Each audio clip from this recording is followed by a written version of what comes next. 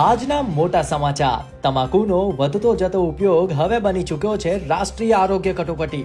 સમગ્ર વિશ્વમાંથી ફક્ત ભારતમાં જ ઓરલ કેન્સરના નોંધાઈ રહ્યા છે ત્રીજા ભાગના કેસ.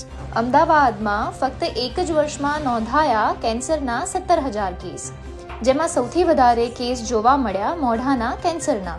આવો જાણીએ હેયાન્સ ઓરલ કેન્સર હોસ્પિટલના નિષ્ણાત ડોક્ટર સ્મિત દેસાઈ પાસેથી ઓરલ કેન્સરનું સમાધાન.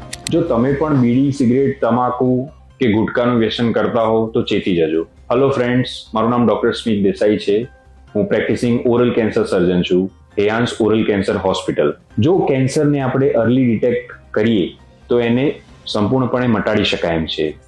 આના માટેના અમુક લક્ષણો છે કે જે આપણે સાવચેતીના પગલા રૂપે ચેક કરતા રહેવા જોઈએ અને એક્સપર્ટ એડવાઇસીસ લેવી જોઈએ.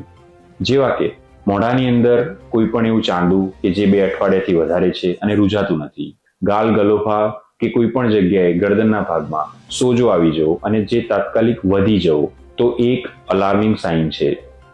અચાનક જ 10 કિલોથી વધારે વજન મહિનાની અંદર ઉતરી જવું, કોઈ પણ સમયે મોઢું ખુલતું બંધ થઈ જવું કે મોઢાની અંદર ખોરાક જતો ઉતરતો અટકી જવો, અવાજ બદલાઈ જવો.